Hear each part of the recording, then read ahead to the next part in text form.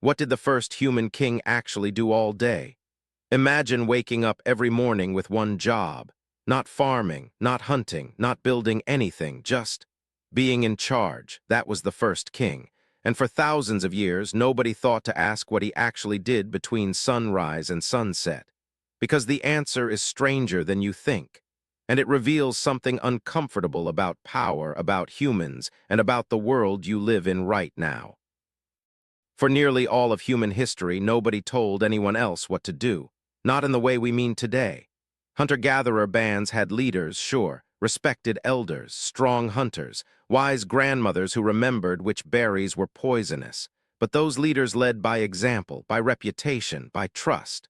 The moment they stopped being useful, people simply walked away. You cannot tax people who can pack up and leave. Then farming happened, and farming changed everything. Because farming tied people to land.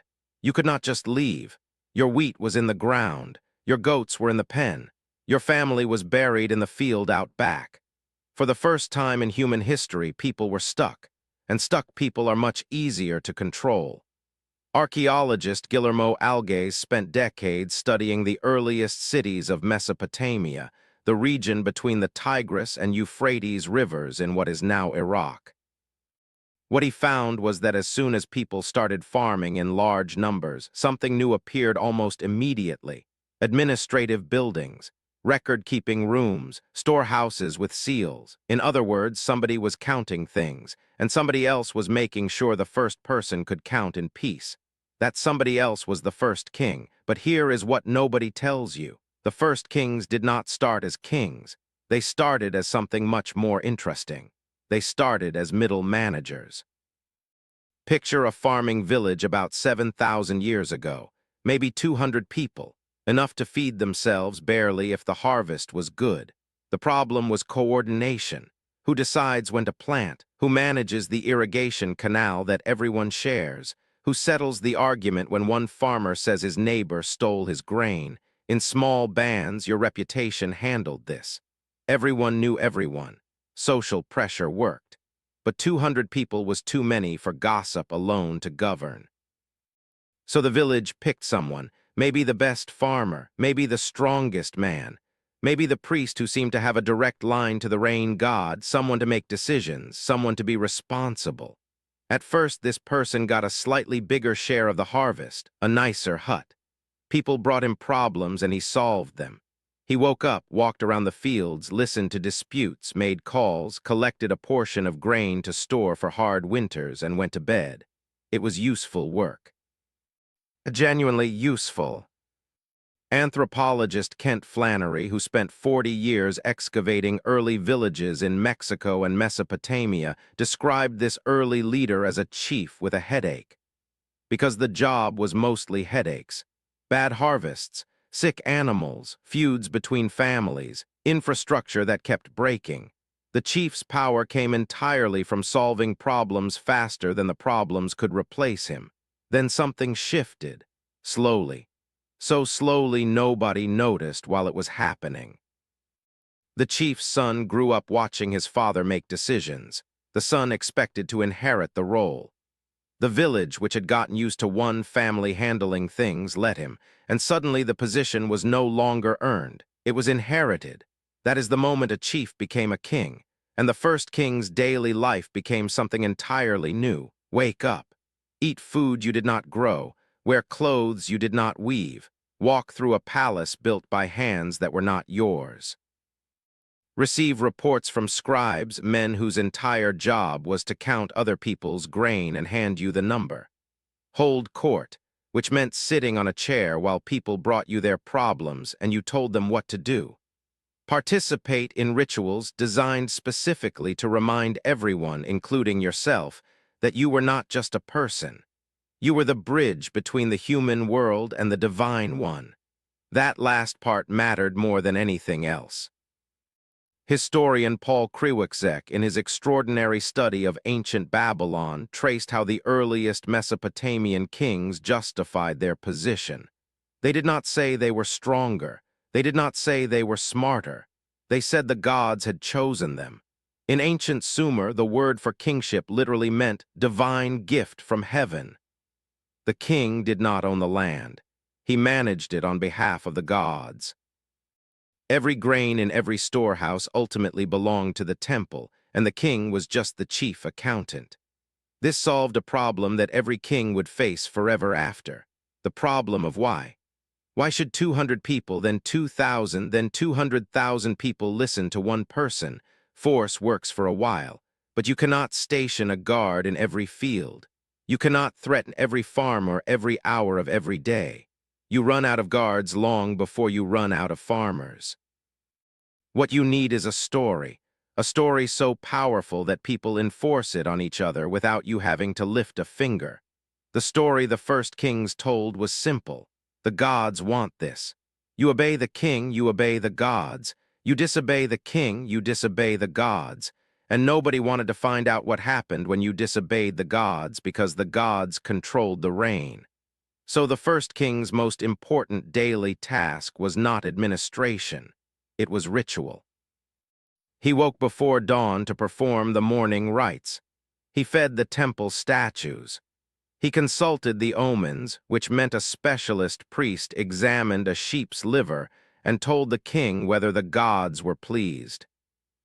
He held banquets where the food was first offered to divine statues before being passed to the humans in the room. He commissioned giant monuments, not to show off his wealth, though that was part of it, but to give the gods a home impressive enough to make them want to stay. Because a king without divine backing was just a man in a nice hat. And everyone knew what happened to men in nice hats when the harvest failed 3 years in a row. Archaeologist Timothy Earl, who studied chiefdoms and early states across the Pacific and South America, found something remarkable. In every civilization he examined, the moment a king's power started slipping, he immediately increased the scale of his religious performances.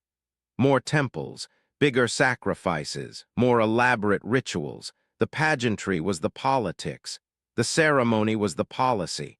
A bad king did not build a better army first. He built a bigger altar.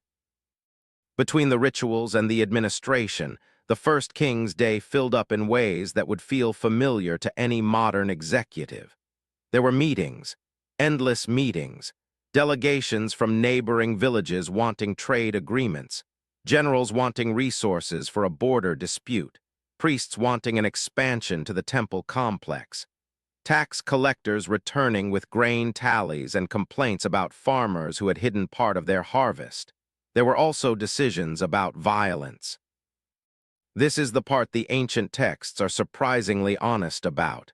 The king's job included deciding who died, not in battle necessarily, in disputes, in challenges, in examples. The first written legal codes, like the Code of Ur-nammu from ancient Sumer around 2100 BCE, were not written to protect citizens from the king. They were written to make the king's violence predictable. If you know in advance that stealing an ox costs you 15 shekels of silver, you can plan your life around that. Unpredictable violence is terrifying. Predictable violence is just a tax. So the king spent part of every day sitting in judgment. 2 farmers arguing over a boundary, a merchant accusing a sailor of fraud, a widow claiming her husband's family had stolen her inheritance. The king listened. The king decided. The scribes wrote it down. The decision became precedent. The precedent became law, and law, it turned out, was the most powerful technology the first king ever invented. More powerful than bronze weapons, more powerful than irrigation canals, more powerful than city walls, because law was the first system that could run without the king being in the room. You could leave the city and law still functioned. You could die and law still functioned. You could be replaced and law still functioned. For the first time in human history, a system of power existed that was bigger than any individual human, including the human who created it. Psychologist Jonathan Haidt has written about how humans have a nearly instinctive response to hierarchical authority.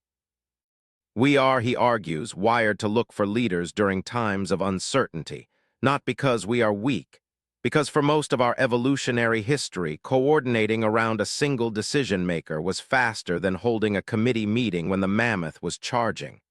The first kings did not create this instinct. They simply discovered it and built institutions on top of it, and those institutions outlasted everything. The specific kings are gone, their names worn off of stones. Their palaces buried under millennia of dirt. But the basic structure they invented, one person at the top, a layer of administrators below, laws written down, taxes collected, rituals performed to justify the whole arrangement, that structure is still running today.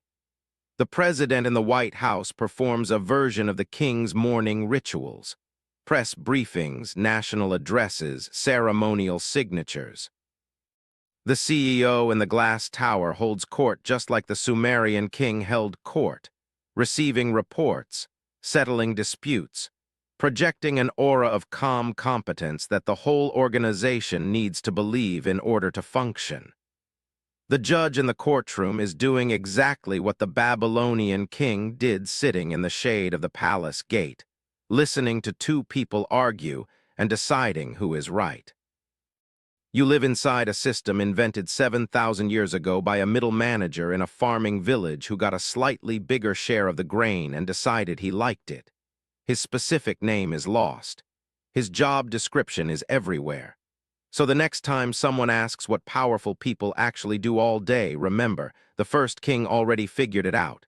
Show up, perform the ritual, settle the disputes, collect the grain, tell a story convincing enough that everyone enforces it on each other. And hope the harvest is good.